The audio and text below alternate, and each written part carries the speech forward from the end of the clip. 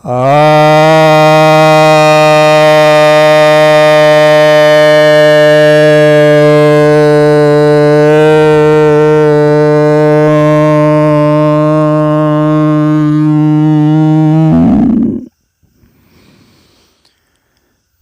भक्तजनों को सप्रेम नमन।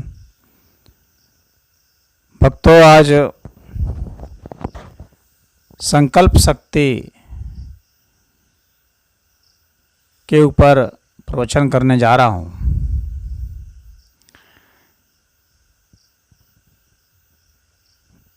संकल्प शक्ति से हम जो कुछ भी चाहते हैं, चाहे स्वास्थ्य चाहते हों, चाहे धन चाहते हों, चाहे जन चाहते हों कि हमारी बहुत बड़ी फॉलोइंग हो, चाहे कोई पद चाहते हों, चाहे दुख दर्द और इस जन्म मरण से छुटकारा चाहते हों, ईश्वर भक्ति चाहते हों, या जो कुछ भी आप सोच सकते हैं, छोटी बड़ी चीज़ जो मनुष्य की इच्छा होती है, वह आप पा सकते हैं। जो नहीं पाते हैं, इससे समझ जाना चाहिए कि उनकी संकल्प शक्ति अवश्य ही इतनी कमज़ोर है कि उनके पास वे चीज़ें नहीं हैं, वह स्थान नहीं है, वह अवस्था नहीं है जिसकी उन्होंने कभी कामना की थी। संकल्प शक्ति और कामना में अंतर होता है, इसको समझ लेने की ज़रूरत है। कामना तो मात्र एक बार की आपकी इच्छा है,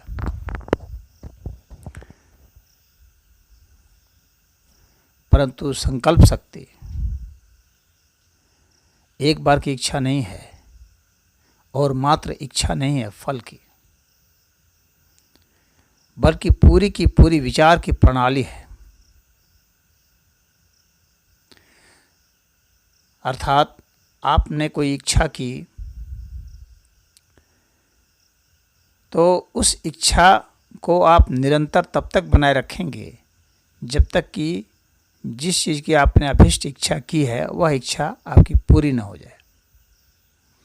दूसरी बात, वह इच्छा इतनी तर्कसंगत होनी चाहिए।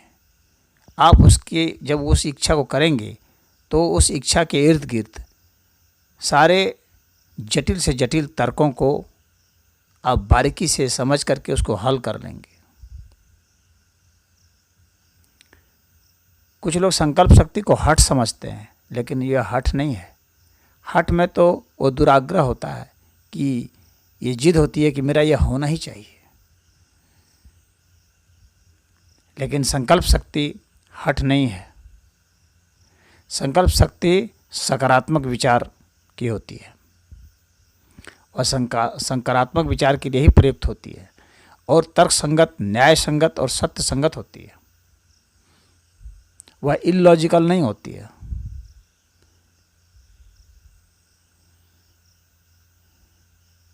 तो आप जब एक विचार बनाते हैं, आप एक लक्ष्य बनाते हैं, तो उस लक्ष्य के बनाने के बाद आप उस लक्ष्य के समर्थन में जितने तर्क हो सकते हैं उसको समझ लें और उसके विरुद्ध में जो हो सकते हैं उसको समझ लें और उसके बाद इसका एक निर्णय करें। फिर उसकी कार्य प्रणाली का तर्क बनाएं, यानी कि इस लक्ष्य को पाने के लिए हमें कौन कौन से साधनों की आवश्यकता पड़ सकती है, कौन कौन से चीज़ों की आवश्यकता पड़ सकती है, कौन कौन से व्यक्तियों की आवश्यकता पड़ सकती है, और फिर उसके हिसाब से तर्क अपना बना लें, योजना बना लें कहाँ से फाइनेंस की व्यवस्था हो सकती है, कहाँ से शासन प्रशासन की व्यवस्था हो सकती है, किन किन तरह के लोग आपके विचारों को समर्थन कर सकते हैं, किन किन के विरोध भी आ सकते हैं सामने। उन विरोधों का आप कैसे मार्जन करेंगे, कैसे उनका हल निकालेंगे, कैसे उनका तोड़ निकालेंगे, ये सब कुछ तय हो जाना चाहिए। तो पूरी कार्य प्रणाली जब आपकी तय हो जाती है, आपके विरोधी क्या सोचते हैं, उनके क्या तर्क हो सकते हैं, समाज कानून के क्या तर्क हैं, उन सब चीज़ का पता हो जाना चाहिए। और हठ धर्मिता में ऐसा नहीं होता। हठ में होता है कि बस मुझे यह प्राप्त कर लेनी है, जैसे भी हो चाहे। लेकिन संकल्प शक्ति जैसे भी हो चाहे नहीं होता है। वह नियम कानून, देश की, समाज की, इन सब को समझते हुए, देखते हुए, उसके हिसाब से उसमें रास्ता निकालते हुए उस चीज़ को हासिल करने की बात होती है। वो हठ में आकर के अपना छीछा लेदर नहीं कराता है। हमारी ऐसी कोई कामना जो हमें अपमानित कर दे, हमें हताश कर दे, हमें असफलता की ओर धकेल दे, हमें गर्त में डाल दे, इसके कारण हमारी जो दूसरी चीज़ें जो सफल हैं वे ख़त्म हो जाएं, ऐसा नहीं होता। हम किसी एक चीज़ की ऐसी इच्छा नहीं कर सकते जो हमारी तमाम उपलब्धियों को विनष्ट कर दे। यदि ऐसा होगा तो वह हठ माना जाएगा, संकल्प नहीं माना जाएगा। तो संकल्प सदैव शुभ होता है, शिव होता है। इसीलिए वेद में बराबर कहा गया है, ओम यद जागृतो दूरम उदयति देवम तदु सुप्तस्य तथैवैति दूरम गमम ज्योतिषाम ज्योतिरेकम तन्मे मनः शिव संकल्पमस्तु। अर्थात जो हमारा मन है, जो जागृत अवस्था में भी कहीं दूर चला जाता है, सोने की दशा में भी दूर चला जाता है, और बहुत दूर के ज्योतियों और जो इंद्रिय का प्रकाशक है, उन सब का जो मन है वह शुभ संकल्प वाला हो, कल्याणकारी हो, आनंद वाला हो। ओम येन कर्माण्यप्सो मनीषिणो यज्ञे कृण्वन्ति विदथेषु धीराः यदपूर्वं यक्ष्मन्तः प्रजानां तन्मे मनः शिव संकल्पमस्तु। तो यहाँ पर फिर यह कहा जा रहा है कि जो कर्मशील मनीषी हैं, जो धीर पुरुष हैं, वो परोपकार के क्षेत्र में बड़े बड़े कार्य करके दिखलाते हैं, तो वे समस्त प्रजाओं के अंदर जो अपूर्व पूज्य सत्ता है, वैसा मन कल्याणकारी हो, तो वैसा मन शिव संकल्प वाला हो।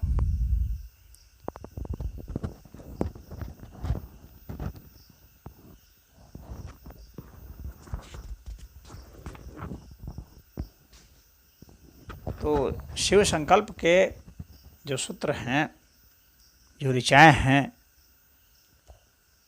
वे बहुत ही उत्कृष्ट हैं, जो हमें स्पष्ट बतलाती हैं।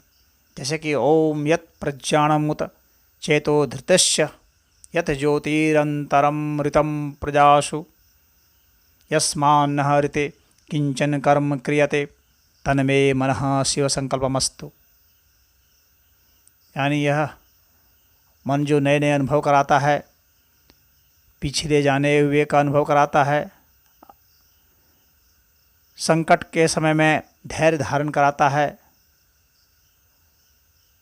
और सभी इंद्रियों का अमर ज्योति है, ऐसा मन जिसके बिना कोई काम नहीं किया सकता है, यह मन शुभ संकल्पों वाला।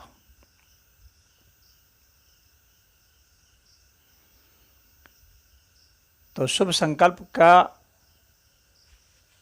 बहुत ज़्यादा वेद में बहुत ज़्यादा जोर दिया गया है। इसे मनुस्मृति में भी मनु महाराज ने कहा है, संकल्प मूलः कामो वे यज्ञः संकल्प संभवः व्रत नियम धर्माश्च सर्वे संकल्पजाः स्मृतः। अर्थात सभी प्रकार की जो कामनाएं हैं उसका मूल तो यह संकल्प ही है। यह संकल्प जो है यही उत्पन्न करता है यज्ञ को, अर्थात हमारी आध्यात्मिक शक्ति को यही संकल्प उत्पन्न करता है। जिसमें ये संकल्प शक्ति नहीं होती है उसका आध्यात्मिक प्रवेश नहीं हो पाता है। और जितने भी व्रत हैं, नियम हैं, धर्म हैं, ये सभी संकल्प से ही उत्पन्न माने जाते हैं, ऐसा मनु महाराज कह रहे हैं। उपनिषदों में भी बताया गया है, संकल्पम अयो अयम पुरुषः। तो यह जो आत्मा है यह संकल्प से ही हम इसे जान सकते हैं, इसे प्राप्त कर सकते हैं। जो भी हमारे पिछले के कर्म हैं, प्रारब्ध कर्म हैं, वे संकल्प से ही क्रियमान कर्म बन पाते हैं, यानी उसे हम अभी वर्तमान में लागू कर पाते हैं।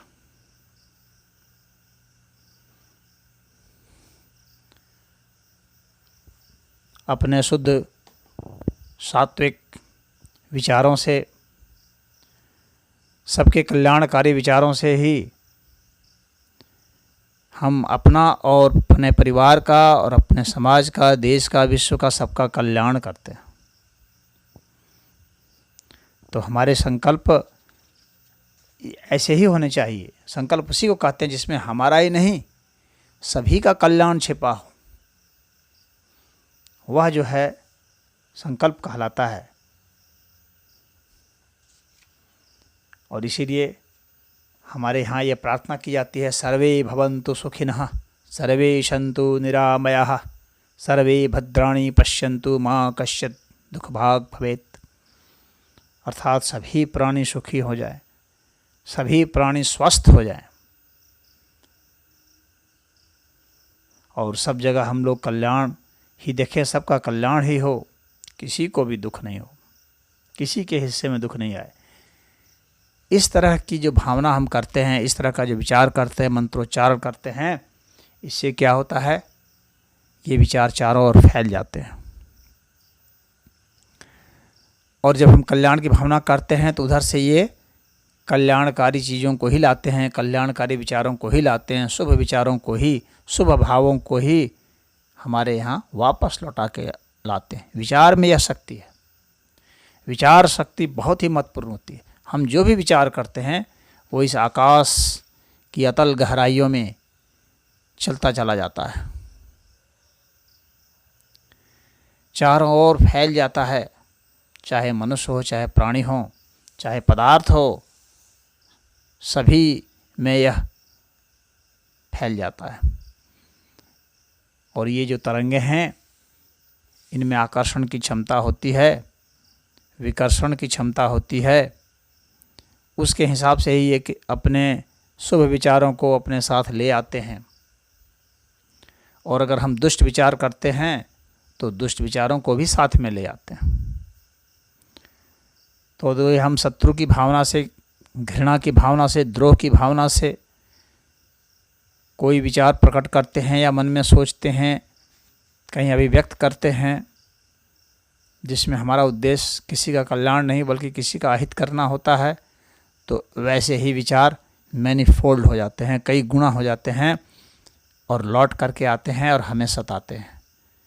कितने लोग कहते हैं हम बहुत दुखी हैं। क्यों दुखी हैं? अपने ही विचारों से दुखी हैं, क्योंकि वे दुख हमारे से निकले थे और कई गुना हो करके फिर लौटे थे। हमने किसी को एक गाली दी थी, कई गुने होकर के, कई गाली होकर के वापस लौट आई। हमने किसी को एक जगह पीटा था, कई लोग मिलकर के हमको पीट दिए।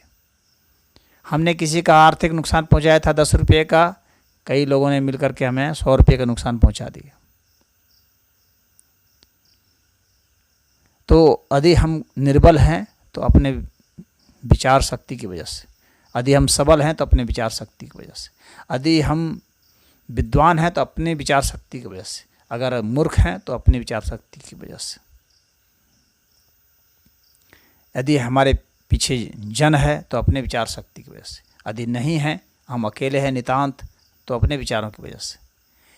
ये सारे जो हैं अपने ही विचार होते हैं, जो तरंगों की तरह, जैसे विद्युत की तरंगें होती है फैल जाती हैं, उसी तरह से ये विचार शक्ति उससे भी ज़्यादा तीव्र गति से फैलती है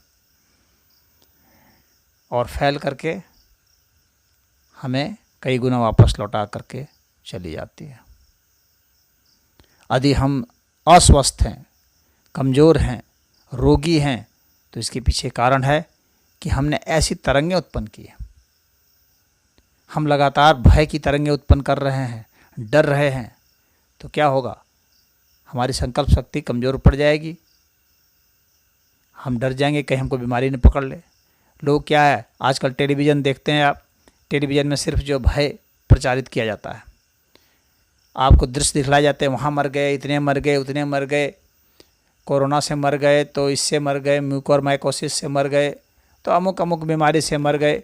खाली आपको नकारात्मक समाचार सुनाए जाते हैं और आप उसे बहुत रुचि से सुनते हैं, लेकिन आपको यह नहीं पता है कि आप उन नकारात्मक चीज़ों को अपने दिमाग में घुसा रहे हैं और उससे क्या होगा कि ये नकारात्मक शक्तियाँ आप में विकसित हो जाएंगी और आपकी शुभ संकल्प शक्ति जो है वो क्षीण हो जाएगी। आप जो बेहतर करना चाहते हैं वो क्षीण हो जाएगा। आप स्वस्थ होना चाहते हैं लेकिन रोगी हो जाएंगे, क्योंकि रोगियों के विचार सुन रहे हैं, खाली रोग रोग चारों ओर प्रचारित किया जा रहा है, भय का माहौल बनाया जा रहा है। उस भय से आपकी संकल्प शक्ति कमज़ोर हो जाएगी, आपके जीने की शक्ति कमज़ोर हो जाएगी और आप रोगी हो जाएंगे। दुनिया के अधिकतर रोग इसी वजह से हैं। ज्यों आप भयभीत होते हैं आपकी इम्यूनिटी गिर जाती है, रोग प्रतिरोधक क्षमता आपकी घट जाती है। आप यह मत समझें कि रोग प्रतिरोधक क्षमता आपकी अस्थायी है, यह आपकी संकल्प शक्ति से होती है। यदि आपकी संकल्प शक्ति मजबूत है तो आपको किसी न वैक्सीन की ज़रूरत है, न किसी दवा की ज़रूरत है, न किसी चीज़ की ज़रूरत है। आपकी संकल्प शक्ति अपने आप में पर्याप्त है। और इसके लिए क्या होगा, आप संकल्प शक्ति का मतलब यहाँ पर क्या है, आपको स्वस्थ होना है तो पहली बात कि मुझे कुछ नहीं हो सकता, मेरा दिमाग मजबूत है, हमारी इम्यूनिटी मजबूत है, इस तरह की मनोभावना करनी पड़ेगी। इसके बाद अब इस मजबूती को बनाए रखने के लिए मुझे क्या करना है, तो मुझे प्राणायाम करने हैं, मुझे आसन करने हैं, मुझे खेलना है, मुझे कूदना है, ये करना है, तो यह भी करना पड़ेगा। इसको बनाए रखने के लिए क्या करना है, मुझे नाचना है, मुझे गाना है, मुझे हंसना है, मुझे घूमना है, मुझे फिरना है, यह भी करना पड़ेगा। और इसके लिए क्या करना पड़ेगा, हमें क्रोध का, द्रोह का, ईर्ष्या का, इन सब की भावना का, घमंड का, इन सब की भावना को हमें दूर करना है, तभी स्वस्थ होंगे, क्योंकि इन सब से ही है। तो हमारे भीतर भय समाप्त हो जाए, क्रोध समाप्त हो जाए, नकारात्मक भावनाएं जितनी हैं वो समाप्त हो जाएं, दूसरे के प्रति हिंसा, द्रोह, इस तरह की भावनाएं समाप्त हो जाएं, तो क्या होगा, हम स्वस्थ हो जाएंगे। तो कहने का मतलब है कि मैं स्वस्थ हो जाऊं और उस स्वस्थ होने के लिए जो जो मुझे करने पड़ते हैं, शारीरिक तल पर, श्वास प्रश्वास के तल पर, मानसिक तल पर, भावना के तल पर, उन सबको मुझे करना पड़ेगा, विचार के तल पर। तो जब हम ऐसा करते हैं तो हम स्वस्थ हो जाते हैं। यदि आप खाली कहें कि मैं स्वस्थ हो जाऊं, मैं स्वस्थ हो जाऊं, तो इसका भी लाभ होगा, परंतु यदि हम लॉजिकल रूप से कहेंगे, माइंड को हम खाली कह दें कि ये हो जाऊं या हो जाऊं, उतने से माइंड नहीं मानता है।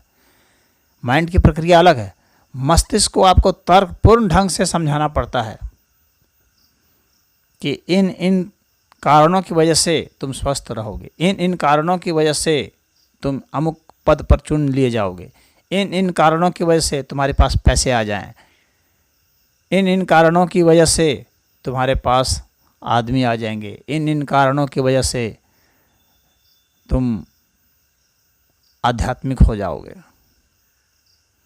तो मस्तिष्क को आपको कारण बताने पड़ेंगे, बिना कारण बताए नहीं। इन कारणों की वजह से आप शांत हो जाएंगे, इन कारणों की वजह से आप अशांत हो जाएंगे, ये सब चीज़ें हैं। तो आपको कारण सहित आपको विचार देने हैं, और वह जो है संकल्प शक्ति को मजबूत करने के लिए होता है। तब संकल्प शक्ति आपकी मजबूत होती है। और जब मजबूत हो जाएगी संकल्प शक्ति, तो फिर आप मन में जो भी सोचेंगे उसका प्रचार प्रसार हो जाएगा,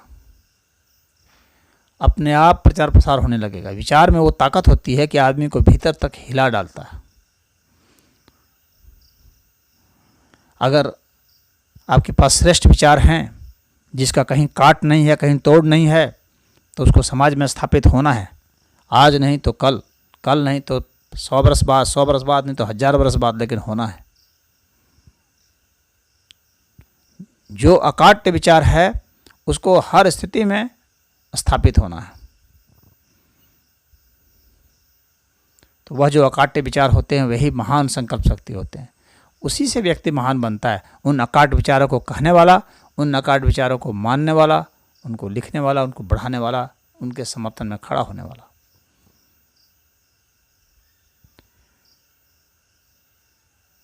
और जब आपके पास वैसे विचार आ जाते हैं, तब उन विचारों के माध्यम से आप थोड़े से हल्के विचार जो हैं उनको भी दे सकते हैं, जो कि उतने व्यापक स्तर पर नहीं रहते हैं, लेकिन किसी व्यक्ति को प्रभावित करने के लिए होते हैं। तो बहुत बड़े व्यापक स्तर के जो आपके विचार हैं, जो अखिल ब्रह्मांड के लिए हैं, उससे छोटे स्तर के जो विचार हैं, उनको उन विचारों पर आरूढ़ करके आप किसी में प्रवेश करा सकते हैं। तो ऐसे ही कोई बैठे हुए कोई आध्यात्मिक व्यक्ति अपने शिष्यों के द्वारा अपने उन विचारों को प्रवाहित कर देता है, और छोटे छोटे विचार प्रफुल्लित प्रस्फुटित हो जाते हैं। उदाहरण के लिए, यदि एक गुरु को कोई आश्रम बनाना है तो उसको खुद बनाने की जरूरत नहीं है, न ही उसको अपने शिष्यों को कहने की भी जरूरत है। वह तो एक बार मन में संकल्प कर लेगा तो वे विचार उसके शिष्यों में चले जाएंगे, उनके समर्थकों में चले जाएंगे, और वो बनने लग जाएंगे। वे लोग आपस में खुद ही चर्चा करके बनाने लग जाएंगे।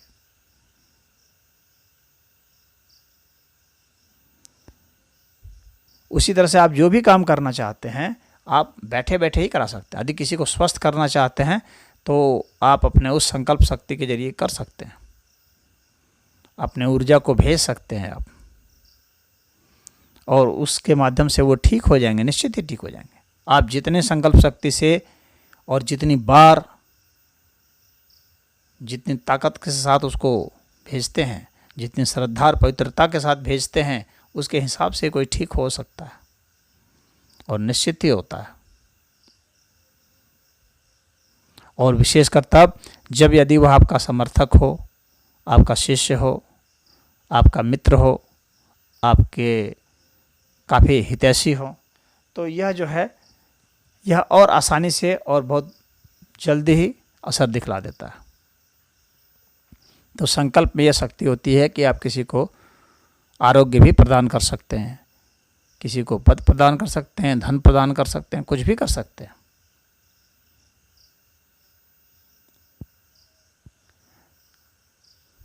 शांति के लिए कहा जाता है, सदैव एक मंत्र आता है जो कि सनातन धर्म में बहुत महत्व रखता है। जितनी भी कथाएं सुनी जाती हैं तो यज्ञ हवन होता है, वहाँ पर इसको दोहराया जाता है। ओम ध्योः शांति, अंतरिक्षं शांति, पृथ्वी शांति, आपः शांति, औषध्यः शांति, वनस्पत्यः शांति, विश्वदेवा शांति, ब्रह्म शांति, सर्वं शांति, शांतिरेव शांति, श्यामा शांतिरेधि। ओम शांति शांति शांति।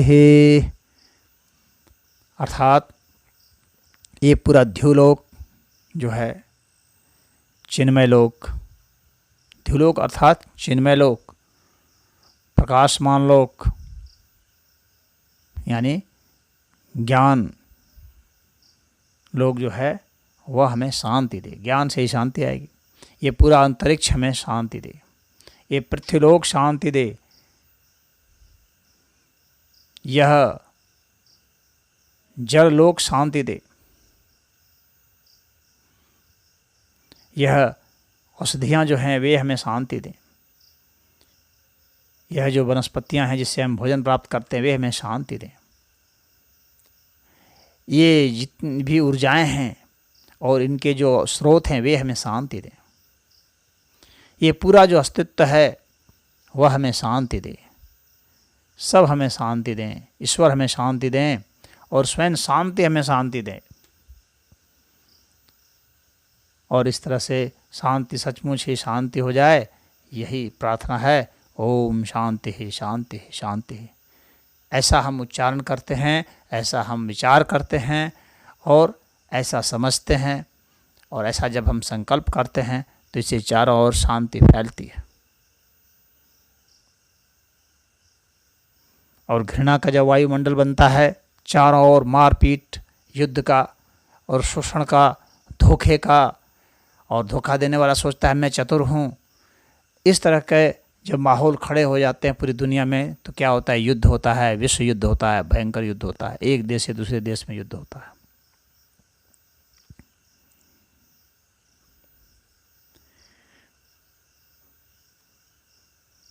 तो यह जरूरी है कि पूरी जो मानवता है यह श्रेष्ठ सिद्धांत के इर्द गिर्द अपने को एकत्रित करे, और ऐसा जब होगा तो सभी के संकल्प महान होंगे, तब मानवता जो है उच्च स्तर पर पहुंचेगी। अन्यथा मानवों के बीच में तो टकराहट तो होगी और इससे युद्ध निश्चित ही होगा। शोषण क्या है? हीन विचार है। धोखाधड़ी क्या है? हीन विचार है। घृणा क्या है? हीन विचार है, जो हमें विनष्ट करते हैं, दूसरे को विनष्ट करते हैं।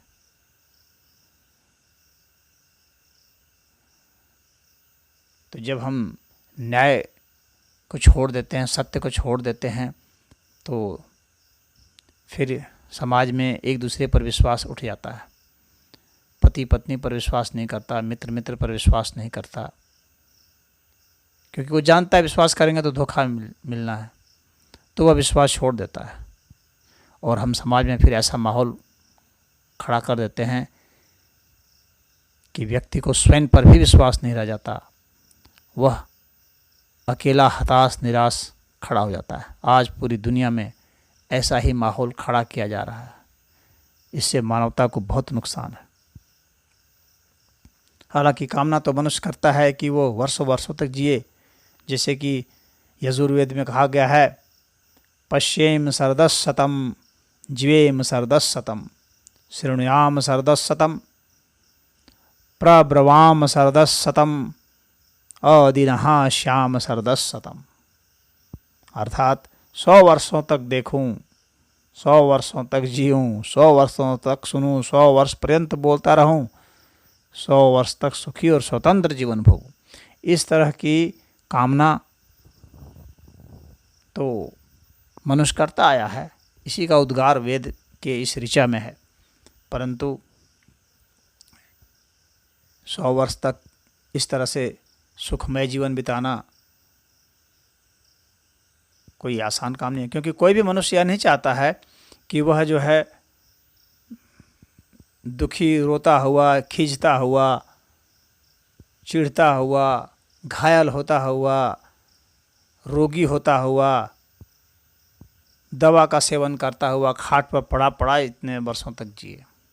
हर व्यक्ति चाहता है कि बहुत शुभ तरीके से जिए, हंसता खेलता, नाचता गाता, मुस्कुराता, घूमता फिरता, अपने बल पर खुद चलता, दूसरों को चलाता, सहारा देता दिलाता, इस तरह से वह जिए। परंतु इसके लिए जिस शक्ति की जरूरत होती है वह संकल्प शक्ति उसे विकसित करनी होती है। और ऐसा वह श्रेष्ठ विचारों से ही कर सकता है। जिनमें ये विचार नहीं होते हैं वे तो दूसरों को हताश भी करते रहते हैं। आपको ऐसे कई लोग मिल जाएंगे जो कोई एक नौजवान लड़का कुछ करना चाह रहा है तो उसे हताश करने वाले मिल जाएंगे कि ऐसा मत करो, इससे ये हो जाएगा वो हो जाएगा। वो सिर्फ जो है उसमें दोष निकालते हैं। दोष निकालना भी एक तरह से ठीक है, लेकिन सिर्फ दोष निकालना ठीक नहीं है। असफल लोग भी हमें मदद करते हैं असफलता के उन बिंदुओं को बता करके जिनको हम दूर करके सफलता की सीढ़ी चढ़ सकते हैं। परंतु सफलता की सीढ़ी चढ़ने के लिए जिस साहस और आत्मविश्वास की ज़रूरत पड़ती है उसके लिए सकारात्मक बुद्धि चाहिए और वह साहस चाहिए और उसके लिए वह सहयोग चाहिए।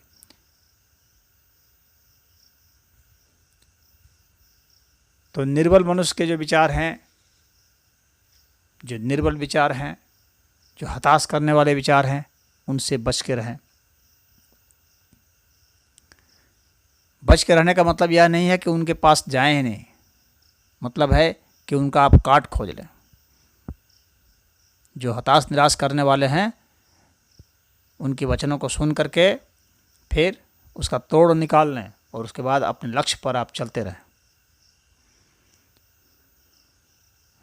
एक बार जब आपने लक्ष्य बना लिया है, लक्ष्य बनाने के बाद सारे पहलुओं पर विचार कर लिया है, तो फिर उससे अपने कदम को खींचे नहीं। यदि आप खींच लेंगे तो फिर दूसरे के विचारों के आप गुलाम हो जाएंगे, दूसरे की सम्मति आपके ऊपर हावी होने लगेगी, आपकी अपनी विचार शक्ति, आपकी संकल्प शक्ति क्षीण होने लगेगी और फिर धीरे धीरे धीरे क्षीण होते होते आपको अपनी बुद्धि पर ही भरोसा नहीं रह जाएगा।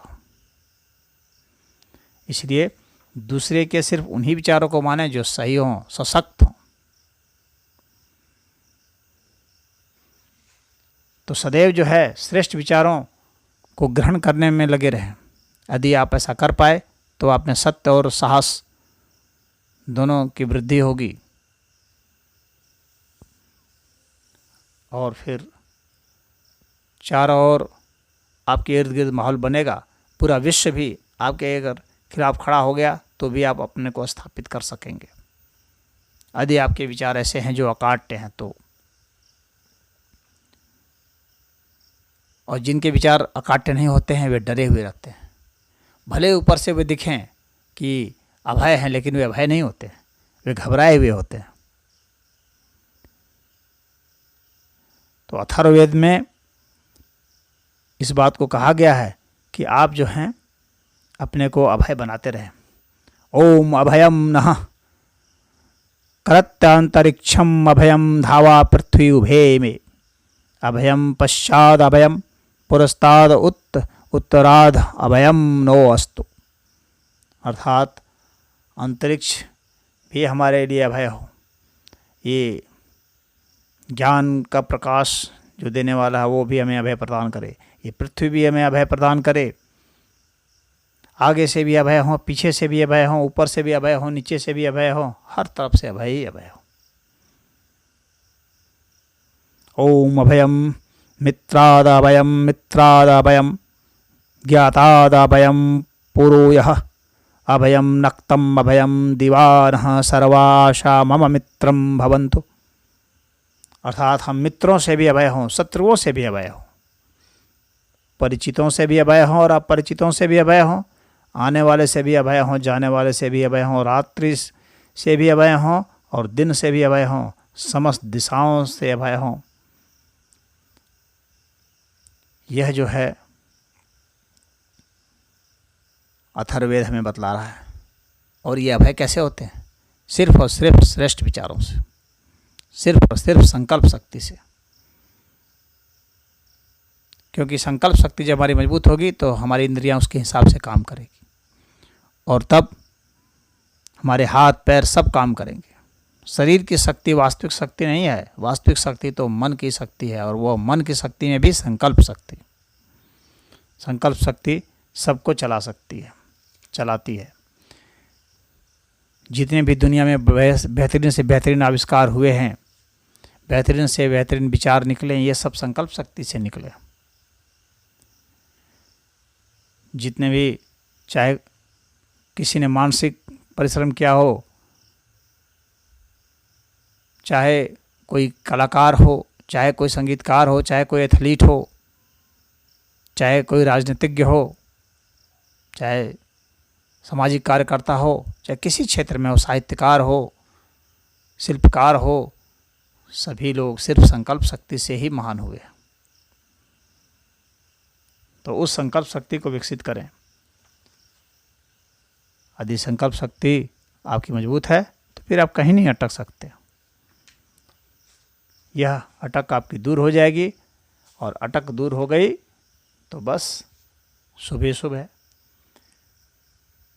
तो जो शुभ संकल्प शक्ति वाले होते हैं वे अच्छे सुतर्कों के साथ ईश्वर की सर्वज्ञता, सर्वशक्तिमत्ता, सर्वव्यापकता, अनंतता को समझते हुए अनासक्ति और निष्काम भाव से पूरे विश्व के कल्याण के विचारों में, भावों में और कार्यों में लग जाते हैं। उनका कोई स्वार्थ नहीं होता है, कोई अनुचित कर्म नहीं करते हैं, कोई निराधार विचार का वाहक नहीं होते हैं, और न्यायपूर्ण उनका व्यवहार होता है, निष्पक्ष व्यवहार होता है, सभी प्राणियों के कल्याण के लिए सोचते हैं। ऐसे ही संकल्प शक्ति वाले महान होते हैं। अपना